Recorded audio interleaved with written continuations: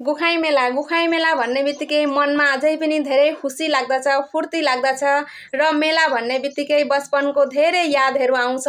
हामी ती दिनमा हिँडेर जान्थ्यौँ मेला हेर्नको लागि र यसपालि चाहिँ मैले हस्बेन्डलाई भने जाउँ न गुखाई मेला, नहेरेको पनि धेरै वर्ष भयो, बिहे भएको वर्ष हेरेकी थिएँ, त्यहाँबाट त हेरेकी पनि थिइनँ भनेर यसपालि चाहिँ हामी मेला हेर्न गएका छौँ र साह्रै बचपनको याद पनि आएको छ। हामी चाहिँ त्यतिखेर अगाडिका दिनमा हिँडेर जान्थ्यौँ मेला हेर्न साथीहरूसँग र मेलामा जाने बित्तिकै हामी चाहिँ के गर्थ्यौँ भने यसरी पायलहरू राखेको हुन्थ्यो नि त, अनि पायलहरू हामी उही किन्दथ्यौँ र उही लगाउँथ्यौँ। केटाकेटीको बुद्धि कस्तो थियो त, अनि हामी यसरी चुराहरू पनि ब्ल्याक कलरका चुराहरू पनि लगाउँथ्यौँ उही, र नेल पोलिसहरू पनि किनौँ उही लगायो गर्दा चाहिँ धेरै खुसी लाग्दछ है। ती दिनहरू चाहिँ कहिले फर्केर आउँछन् जस्तो लाग्दो रहेछ र मैले चाहिँ मेरा साथीहरूलाई धेरै मिस गरेकी छु। अगाडिको धेरै याद आएको छ र अनिता, गीता, सुस्मिता तिमीहरू पनि अर्को वर्ष मेला हेर्नको लागि आउनु, म पनि जानेछु, धेरै राम्रो लाग्नेछ, खुसी लाग्नेछ है।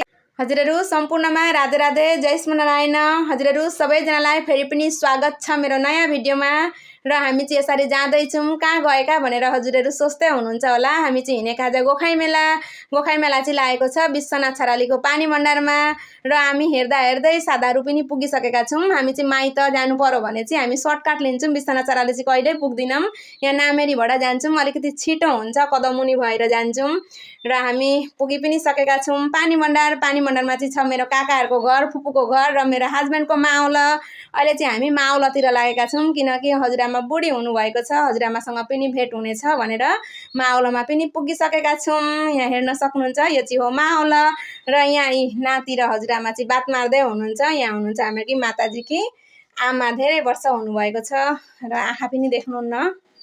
हामी चाहिँ सबैजनासँग भेट गरेर अहिले निक्लेका छौँ मेला जानका लागि। मावलबाट बेसी पर होइन मेला, अलिकति हो र हिँड्दै जाम भन्नुभयो र निक्लेका छौँ। यहाँ माइजू हुनुहुन्छ, बुइनीहरू, नन्दहरू हुनुहुन्छ मेरा यहाँ सबैजना र हामी यसरी हिँडेर जाँदैछौँ। यहाँ चाहिँ भेट भयो दिदी माइजूहरूसँग, दिदीहरू चाहिँ डुलेर आउनु भएको रहेछ मेला र हामी चाहिँ जाँदै थियौँ। यहाँ दिदीहरूसँग भेट गर्न पसेकी थिएँ र हेर्न सक्नुहुन्छ हजुरहरू आउने जानेको कस्तो भिड छ है मेला र हजुरहरू भिडियो हेर्दै गर्नुहोला, हजुरहरूलाई म देखाउँदैछु। हामी चाहिँ मेलामा पनि पुगिसकेका छौँ। यहाँ हेर्न सक्नुहुन्छ भिड चाहिँ कस्तो छ र मेलामा त भिड हुन्छै है। र यो जुन जग्गा छ नि म हजुरलाई भन्दैछु, यहाँ यसरी सजाउनु भएको छ वेलकम लेखेर र कोलाका पुलीहरू पनि लगाउनु भएको रहेछ। त्यहाँ चाहिँ मूल विश्वनाथ घाटका जुन मूल भगवान हुनुहुन्छ ऊ चाहिँ यसै सवारी गराएर हिँडाएर ल्याउनुहुन्छ। अगाडि त हिँडाएर ल्याउनुहुन्थ्यो, अहिले त म त्यति जान्दिनँ पनि। र भगवानलाई ल्याएर त्यहाँ राखेर पूजा गर्ने नियम छ। त भगवान ल्याउँदाखेरि चाहिँ त्यहाँ पानी पर्छ, अब जहिले पनि त्यहाँ चाहिँ पानी पर्छ सिमसिम गरेर भए पनि।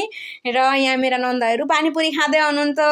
त्यहाँबाट हामी निस्केर आएका थियौँ। यहाँ काकीहरूसँग भेट भयो, मेरा माइती गाउँका काकीहरू हुनुहुन्छ, दादा भाउजू काकी सबैजना हुनुहुन्छ, मेरी दादाकी छोरी पनि छ र धेरै खुसी लाग्यो, राम्रो लाग्यो। काकीहरूसँग पनि भेट भयो हामीहरूको र धेरै खुसी हुनुभएको छ। मैले पनि यहाँ उठाएको छु, यसरी हेर्न सक्नुहुन्छ।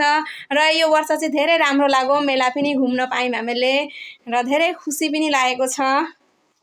मेला त कहिले डुलेर सकिँदैन, जति नै डुले पनि डुल्नु लागिरहेको छ भनेर हामी चाहिँ अहिले निक्लेका छौँ घर जानका लागि, किनकि पानी पनि पर्न लागेको थियो। त्यही भएर हामी चाहिँ छिटै निस्किसकेका छौँ।